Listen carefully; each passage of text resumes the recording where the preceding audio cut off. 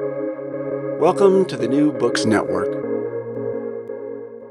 Welcome to New Books in Women's History, a podcast channel on the New Books Network. I'm your host, Jane Semeka, professor of history at Brookdale Community College. Today, we'll be discussing a new book by Dr. Leigh Gilmore titled The Me Too Effect: What Happens When We Believe Women, published by Columbia University Press. Dr. Gilmore is a professor emerita of English at Ohio State University. She is the author of several books, including Tainted Witness: Why We Doubt Women, What Women Say About Their Lives, The Limits of Autobiography, Trauma and Testimony, and Autobiographics: A Feminist Theory of Self-Representation. She also contributes regularly to WBUR's Cognoscenti. Leigh, welcome to the show. Thank you, Jane. I'm delighted to be talking with you. So what led you to write this book? Well, I came to this project because, like many people, in the middle of October 2017, I was online and I watched Me Too begin to trend on social media. I had a unique perspective because I had just published a book called Tainted Witness, which argued that doubt hounds women when they bear witness to experiences that challenged institutional and political authority. And nowhere does this happen more explicitly than with sexual violence. So the Me Too movement, on one hand, confronted me with this seemingly utopian prospect the utopian rejoinder to Why We Doubt What Women Say About Their Lives, which is the subtitle of Tainted Witness, with this episode of credibility. And the subtitle of the Me Too effect is What Happens When We Believe Women. But I would say that this moment of credibility, although it was described as unprecedented in virtually every single news report about it, is that it was operating in the same ways that I had charted that women's testimony often circulated, which is that it's frequently halted initially and often subsequently in efforts to report to police, to inform institutional authorities, to tell friends and family that something terrible has happened. But even when it's stalled, that testimony continues to move in search of an adequate witness. And with the emergence of Me Too as this kind of container for an outpouring of previously unheard testimonies about sexual violence, it seemed that survivors had found that adequate witness. Wow. Okay. So, can you talk about what Me Too is in case there's anyone listening who is not aware of what this movement is about? So Me Too is frequently refers to a kind of dual origin story, maybe even a fractured origin story about this particular episode in a long history of feminist anti-rape activism. And one part of the origin story is that Alyssa Milano tweeted in response to the Harvey Weinstein allegations that it would give everyone a sense of the scale of the problem of sexual violence if everyone who'd had this experience tweeted Me Too. And that created an echo to previous hashtag campaigns that were specifically related to sexual violence. The hashtag Why I Stayed, the one about Bill Cosby, hashtag the empty chair. And Twitter has always been able to host organic feminist publics around particular issues. And publics have been able to focus on sexual violence around particular trials. But this was something different. And I think the reason that it was different was not only that it was enabled by social media, but that it was basically, Me Too was a quote. It was an unattributed citation to a movement created by the activist Tarana Burke. She's also written a memoir called Unbound that describes her experience of developing the movement, how she came to develop the Me Too movement. So there was always, from the start, this kind of dual aspect to Me Too. And what I wanted to do in the book was to put those two stories together, and in some ways to subordinate the social media story to the longer history of narrative activism that I see as central to survivor movements to end sexual violence. It is so powerful when survivors of violence get together, and it can be so transformative when people share. I had an experience in a women's and gender studies panel one day at my college where I teach, where a panel of students were talking about sexual assault and sexual harassment. And the students in the audience started to stand up and talk about what was happening to them where they worked. And it's a community college. The students, almost all of them, have some kind of a job on the side. Most of them work in hospitality or bars or restaurants. The flexibility and the income is substantial, so it's very helpful for students. And one by one, they started sharing about how they were assaulted and harassed by their customers, who they relied on their tips, so they couldn't say anything, or by their coworkers in the kitchen. And it was absolutely mind-blowing to me how ubiquitous, how widespread this kind of behavior is. And so I think that this book is so important for us to read and to share with our students, to reinforce and to support survivors, and for people to feel like they're not alone, as well. So I think that this book has such important resonance as both an academic discussion of the history of Me Too and the feminist philosophy behind it, but also in a very personal way to talk and to help people to understand the structure of power around what they have experienced.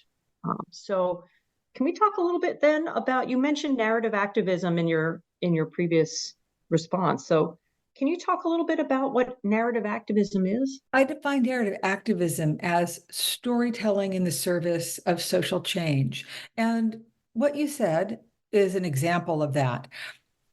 What research now shows, pretty undeniably and thoroughly, is that sexual violence interrupts women and the lives of women and girls at every phase of activity, young through old, at work, at home, in school, in sports, in intimate relationships, in relationships of structured authority, at levels of professional attainment, at entry-level positions. It's ubiquitous, it's prevalent. And so often the mechanisms for reporting it go nowhere where there are processes for reporting. And so people are stuck with these unheard stories and unaddressed harms and go through life mired down by them. It strikes me as profoundly unjust, and something that we should do something about. What the Me Too moment afforded was a lowering of the bar to telling your own story and multiplying the prospect of being heard. You didn't have to all you had to do was use the words Me Too. You didn't have to name names. You didn't have to file a complaint. You didn't have to go to the police. You didn't have to imagine the harm you might do to somebody's reputation. It took all of those trained, habituated mechanisms of silencing off the table briefly. And so as people felt able to share on social media, and data from Twitter indicates that people saw at least 7 stories of Me Too in their personal network before they shared. So it wasn't the Alyssa Milano tweet. It wasn't the front page news. It was the observation and the connection that something was happening close to home for them and that they were able to be heard finally. And, that kind of emergence of a collective voice that didn't deny the specificity of any particular story or try to roll all the stories into the same story, but they enabled all the separate different stories to come together and to make the pattern visible, to make the pattern of the pervasiveness and the prevalence of sexual violence visible, to make the default cultural narratives of doubt applied to survivors visible, and to allow us to hear in their own words often the words of abusers who often said, I wanted to do that, and so I did it, as Trump did on the Access Hollywood tape. Those came together to create this new opening for stories of sexual violence to be told. In this particular moment, that certainly has been happening. But that has been happening for a long time. And narrative activism has, in my book, I mark a provisional beginning with a slave narrative, Incidents in the Life of a Slave Girl by Harriet Jacobs, who in the middle of the 1900s used the narrative of the genre of the slave narrative, which is an autobiographical and a testimonial form that gives the speaker the authority of the eyewitness. They use that form to tell a very personal story. So it certainly is a broad legal theory of abolition that connects the sexual violence of slavery with the racial harm of it. And she makes that case through telling her own story of being preyed upon sexually by the person who is enslaving her. And she writes very honestly and openly about the attack on her integrity as a human being, and on her virtue as a woman. And she puts the choices that she makes in her life in the context of that abolitionist critique. So that's an early example of telling a personal story about sexual violence in the service of making a larger social and structural critique. And that's really the fusion of Me Too. It's that structural critique with a personal story. It's different from a memoir that focuses on the individual and the individual's unique plight. It seeks to tell a collective story, a story that in some way has been going on for a long time, that the survivor wants to join. And that's a story that uses sentiment, uses feeling, uses all the things that have been used against survivors, and leverages them toward this testimonial power and authority. Yeah, And it doesn't. And to make change, right? And the idea of telling vivid stories is very important throughout history of trying to make social change, trying to change public opinion. And something Martin Luther King understood, something that Andrew Delbanco actually writes about when he talks about in his book, The War Before the War, about trying to make social change and to change people's opinions on structure that they accept as normal by telling the vivid stories.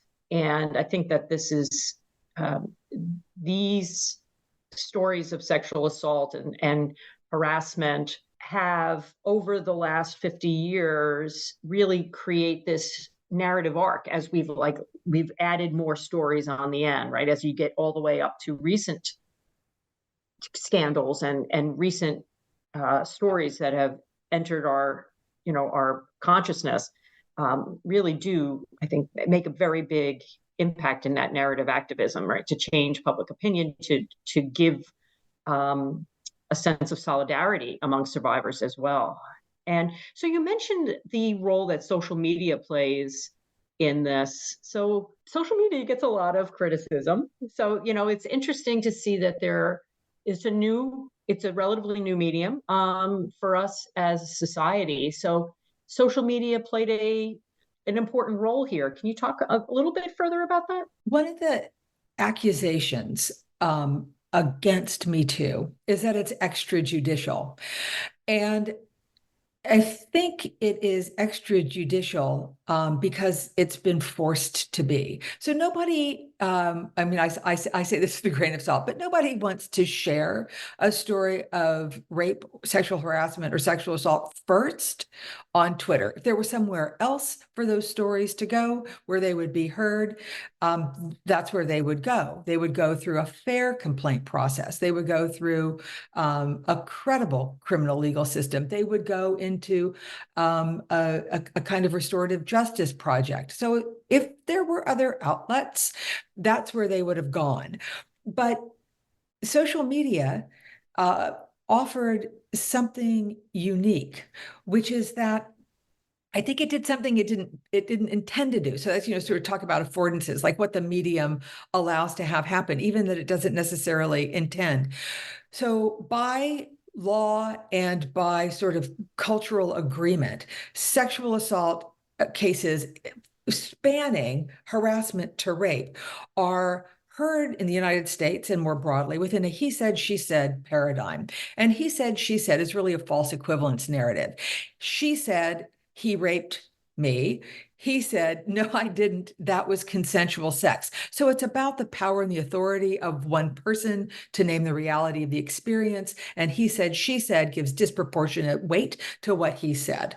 And what the law allows is for every single survivor to be doubted one at a time. And doubt and discrediting are woven into the law structurally through our burdens of proof and through bias and stereotype against women as witnesses, so much so that I would argue it's structurally unfair. And he said, she said amplifies the disproportionate power and authority that men have in the law.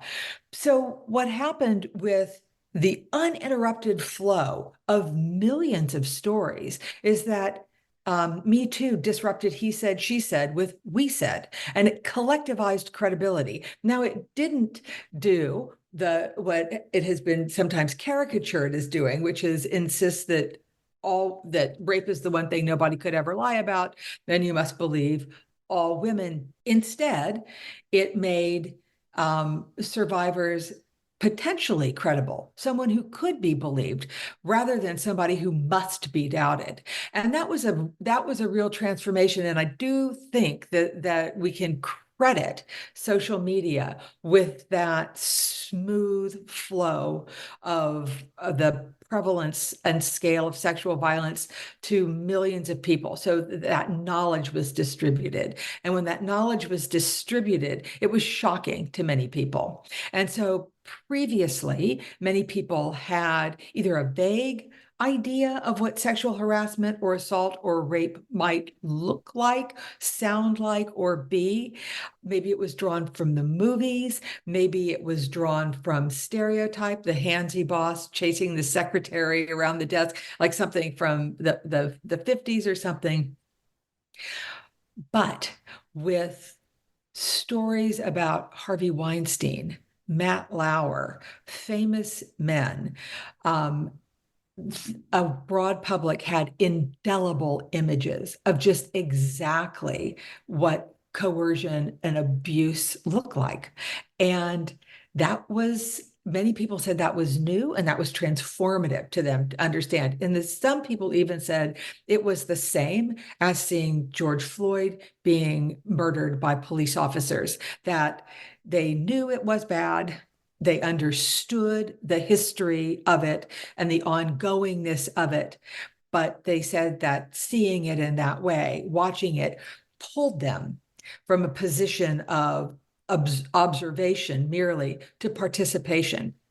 And so I sort of talk in the book about how we should think about Me Too as a breakthrough moment, that it has features of other breakthroughs where suddenly there's a saturation of information. Many people can quote statistics about the frequency of rape, for example, but that saturation has to translate into visibility. Like, so you see it in a new way, you know it, but then you see it in a new way. And once it becomes visible in a new way, then people are called off the sidelines and they no longer think it's something that happens far away from them, but they understand that it's a very, it's more than highly likely, it's uh, very likely that someone they know has been sexually assaulted or raped, that they will at some point hear one of those stories, that might be their story, and that these disparate and divided elements of human experience begin to come together in a way to produce knowledge. It's interesting. And I was thinking about this when I was watching the Academy Awards this year, because Jodie Foster was nominated for her role in the movie Naiad, but and so they were reviewing her career during the Academy Award, lead up to the Academy Awards. And I got to remember a little bit about the movie she was in when she played somebody who had been raped in a bar. I think it's called Accused. I think so. Yeah. And I remember that being it was a movie in the 90s, I believe. And so that was another one of those cultural moments where the sympathy of the audience and the frustration of the audience with this survivor of the sexual assault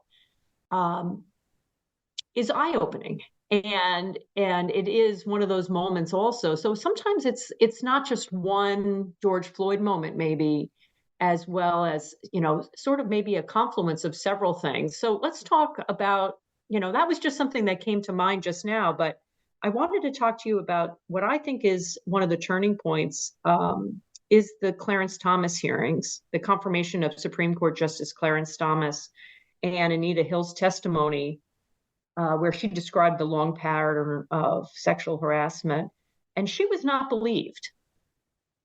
And I wonder if you could sort of fit that example. That was such an important moment in this story of believing women and changing attitudes towards survivors. The Anita Hill, Clarence Thomas hearings are an episode in American legal and cultural life that continues to resound into the future. I mean, we have Clarence Thomas now actively hearing a case about Trump's immunity claim without recusing himself, despite the fact that his wife is an insurrectionist. So the gift of Clarence Thomas over these decades is one that Anita Hill attempted as best she could to prevent being delivered to us. And she did it out of a sense of civic duty. She did it out of a sense of professional ethics as a lawyer. And she did it with no hope of anything other than advising the committee on a matter of grave importance. And for that, she was subjected during the hearings to a kind of vilification that was stunning, not only in its aggression and weirdness, but in its bald-faced lies. So and I dig into this quite a bit in the book, but the Republican members of the Senate Judiciary Committee were did not say that they were telling the truth about her as they followed up on this. They aggressively lied. They sought to paint her as crazy, as vindictive, as a woman scorned, name your stereotype. And they did it all with a kind of unremediated sexism. And what they also attempted to do was to split Anita Hill off from her identity as an African-American woman and align her with professional white women.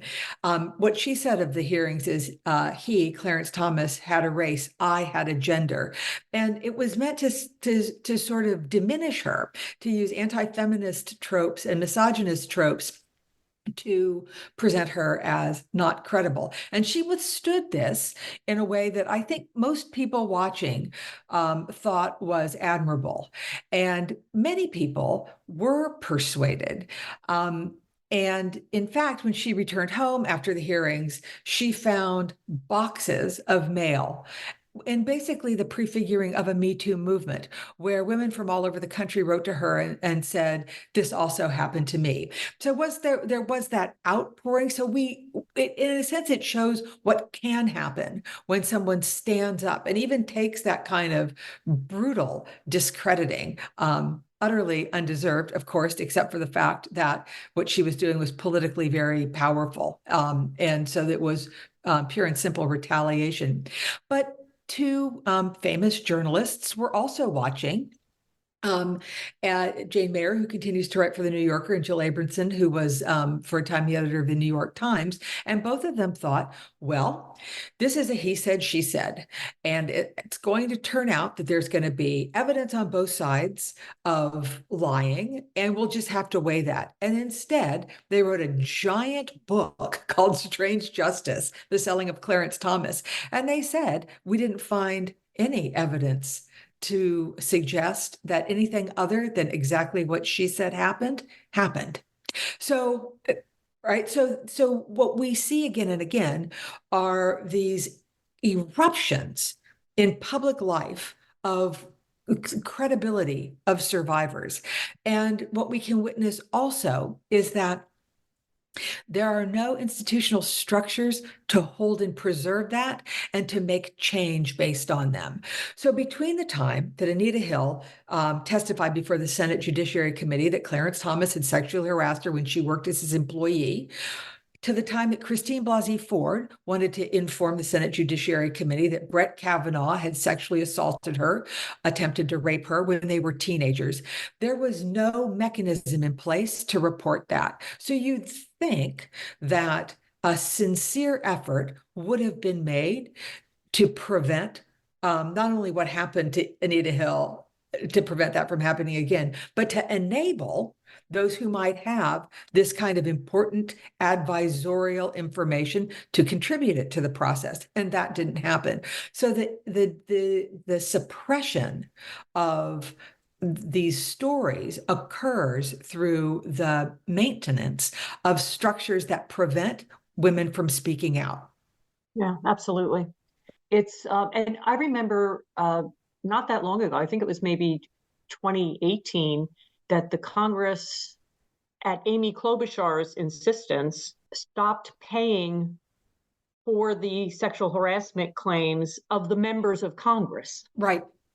And I remember cutting that article out and just being gobsmacked that the American people would be paying for the defense of congressmen who are sexually harassing their aides in Congress. That it is that the structure of the very highest echelons of corporate America, media, and politics do not have any mechanism for or respect for looking at these claims. In Congress, those claims are heard through the ethics committee, which is staffed by Congress people. So, right, so there are no third-party investigations. Those Congress people are provided with legal counsel. Those who are bringing complaints are not. And there is no timetable there for the hearings. There's no compulsion that they conclude. They are absolutely, sort of are run by those who have a strong incentive to delay the revelation of evidence, to tire out and exhaust witnesses, and to stall, and then to hush it up at the end because they don't have to publish their findings. And this is, so I write about that in the book, especially with Bob Packwood, who some people might remember, but he's quite a character. That part of the book is hair raising. What he does is hair raising.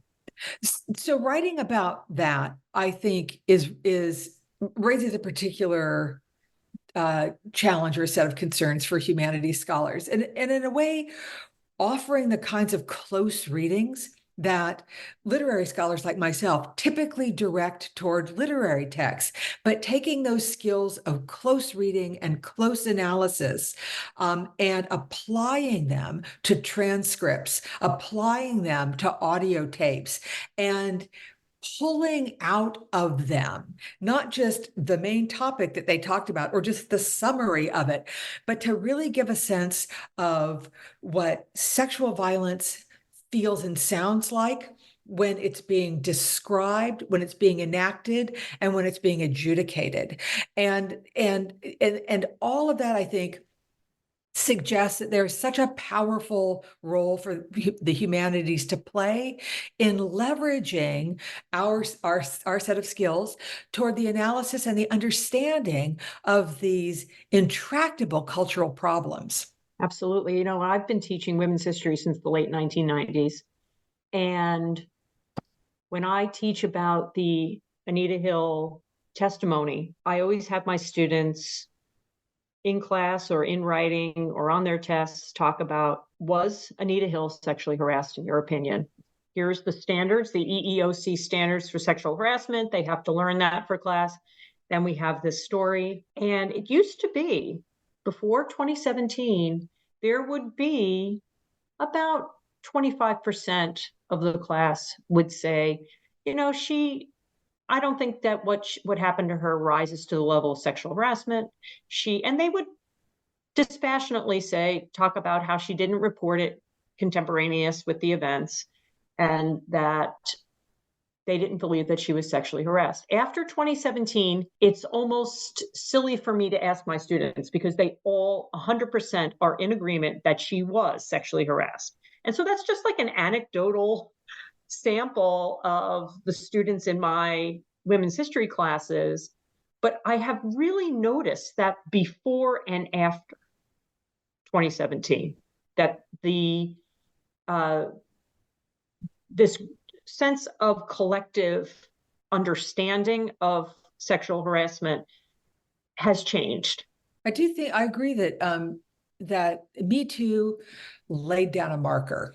There's before Me Too and there's after Me Too. And after Me Too, there's a rising expectation that men will be held accountable for sexual violence, right? So I think that's what shifted, is from doubt to credibility for survivors and from impunity to accountability for abusers. One of the things that people said about Anita Hill in order to discredit her claim of sexual harassment was that she stayed in touch with Clarence Thomas, yes, that she maintained a professional connection over time. But she asked her for letters of recommendation, things like that, which he owed her, right, as her supervisor. And so I think you see that coming around again with the Harvey Weinstein case. So we're talking on Friday, the day after Harvey Weinstein's New York conviction for rape was overturned. And it's interesting to me that he's back in the news at exactly the same time that Trump is in the news for the E. Jean Carroll rape and defamation trials.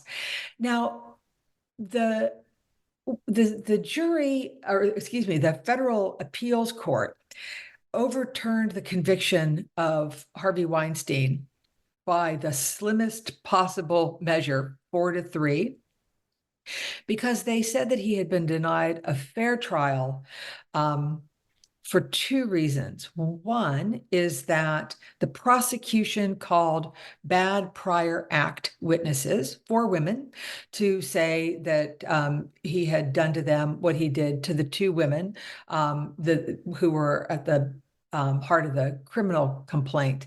That was one of the pieces of evidence used to overturn the verdict. The other was that it was kind of tricky from the start because the women had consensual sex with Weinstein earlier and then did not. But I really, as I listen to this, and there's going to be a lot of commentary on this and a lot of diving into what it might mean. But in many of the news articles I've seen, the claim that the case was fragile from the start strikes me as something that we need to push back on.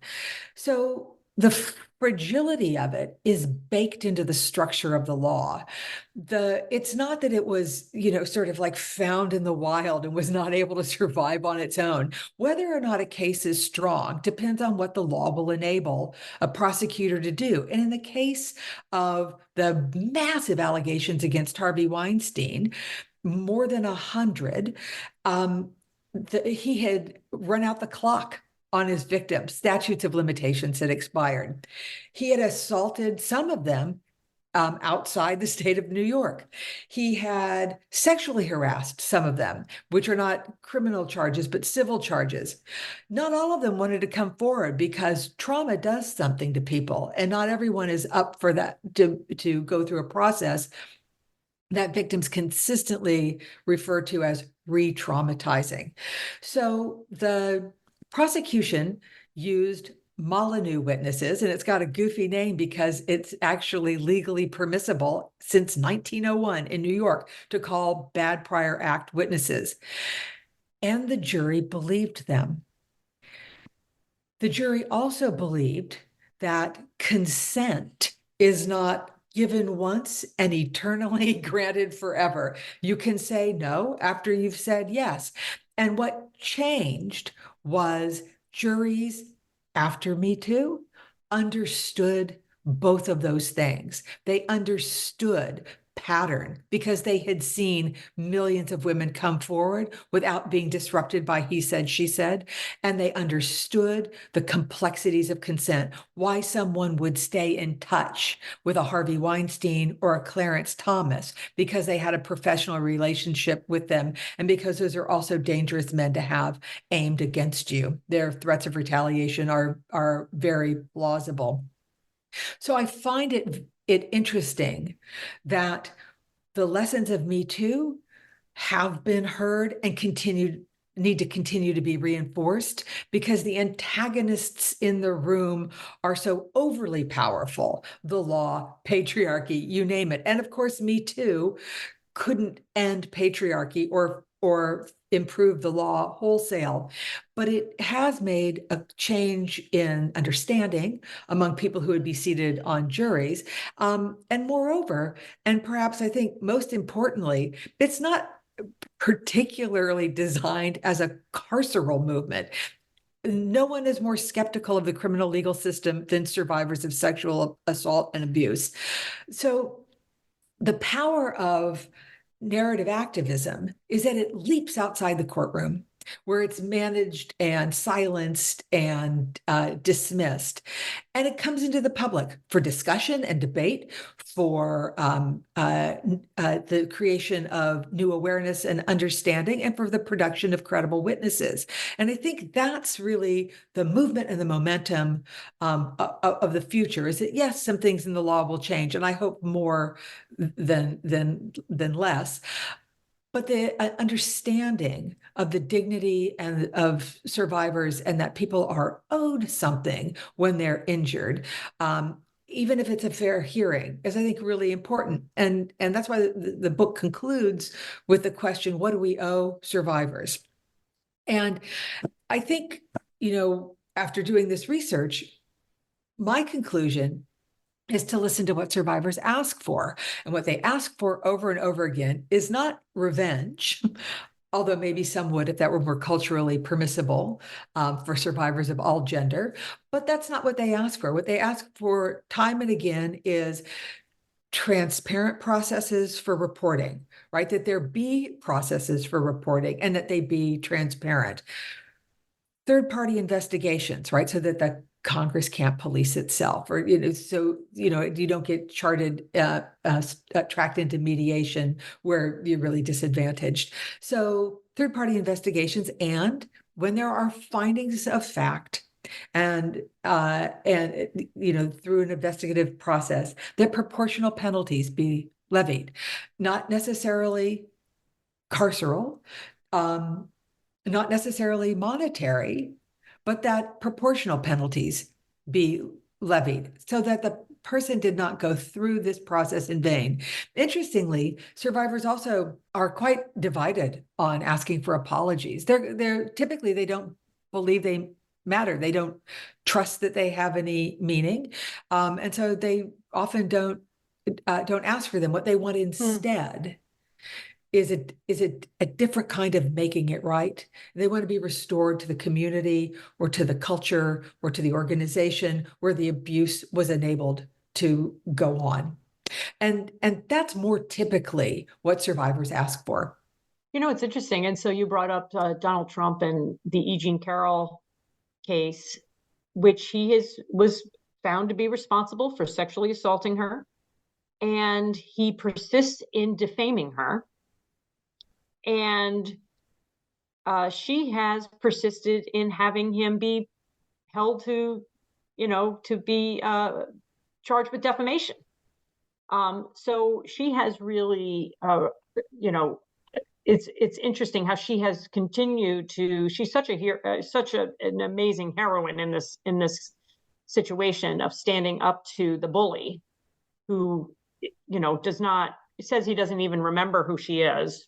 And I don't even know that person, right? So the E. Jean Carroll case, I think, has really been incredibly important in that kind of holding the rapist accountable, even though they're not apologetic, even though they're not in any way contrite in any respect, but to hold them to account through the courts. And it's it definitely all these cases coming up at the same time we can only imagine what the impact that's going to be in the future of how this movement is going to continue into the future. And I remember walking into class in 2017 when the Time magazine came out that made the Silence Breakers the Time magazine Person of the Year. And I think we have to recognize that the weight of Me Too, right, the impact of Me Too has had incredible. Even this is only 7 years since then, less than 7 years, that we can see that it definitely has made a sea change. And I would say too, I mean, I really think this book is really important. I find that when I speak to my students and we talk about sexual harassment, we go through the legal guidelines for it. We talk about some of these examples, and I feel it's a real responsibility for us as teachers, academics, mentors, mothers, sisters, to have these conversations, to raise awareness. It's almost a consciousness raising moment for people how dare you go out into the world and go to work, go to school, and live with this idea that this could happen to you. And it just is, to me as a teacher, I feel it's a very important context to provide to them about what sexual harassment is and to raise their consciousness about it. One really interesting report that I looked at for the book was about sexual harassment in the sciences and academic medicine. And the authors of that study, Sheila Widnall at MIT and Paula Johnson at Wellesley College, identified the outsized powers that gatekeepers possess in the lives of young scientists. And the numbers of women who are being sexually harassed out of the sciences is vast. And what they identified was the importance, the effectiveness of work cultures in ending sexual harassment. That whenever the leadership spoke, if they said our 3 top priorities are, end cancer, get that next round of funding, and end sexual harassment in our lab, that every time they articulated it as a goal of the culture itself, that reduced instances of sexual violence and sexual harassment. People who are most vulnerable to sexual harassment and sexual violence are the people who are most vulnerable generally in culture. It's queer and trans people, Black and brown people, girls and women, and that survivors of all genders are treated and harassed as disempowered persons and expendable. And often what happens in organizations is that there's a sort of bystander culture that's created where the people who don't report are find that they are being eased upward in the organization, that there are many people who would never consider themselves participants in sexual harassment, and yet they are beneficiaries of it. The queue gets shorter. Some people get harassed out of the workplace. They curry favor with a sexually harassing head of a lab, for example. But that the importance of leadership, I think, is one place that we want to focus. I'm often asked, what should survivors do? What's your advice for survivors? And one answer to that is everyone else should do better in making sure that sexual violence is prevented in the first place, and that institutions hold accountable those who perpetrate it.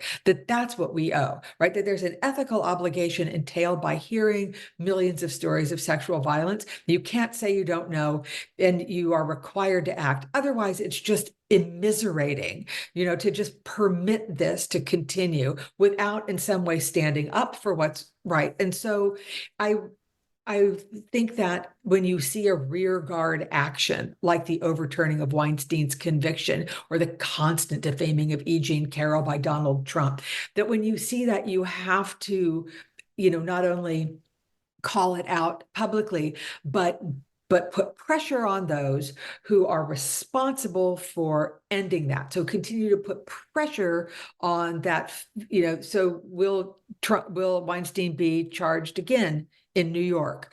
3 of the justices, in a blistering dissent, said exactly what they thought of that majority opinion. It was wrong. It was harmful.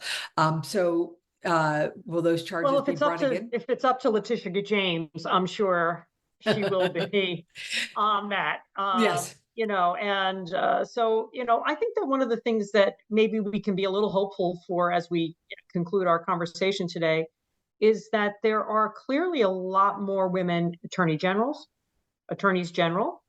and a lot more women in prosecutors' offices to perhaps push back against some of the injustice in the way that these cases are being prosecuted and being prepared. So, perhaps the feminist movement has definitely made a very important contribution to awareness, to changing rape laws, to Title IX and having more women in the legal profession, and for having these conversations. I feel that your book is so important for the classroom and for anyone who is interested in Me Too, for having the conversation about what harassment is, what assault is, and for giving people the vocabulary to have to look at it and analyze it. And so I thank you so much for writing this book and for joining me on the show today. The book is titled The Me Too Effect: What Happens When We Believe Women, published by Columbia University Press. Thank you, Leigh Gilmore. Thank you so much. Until next time on New Books in Women's History, this is Jane Semeka. Keep reading.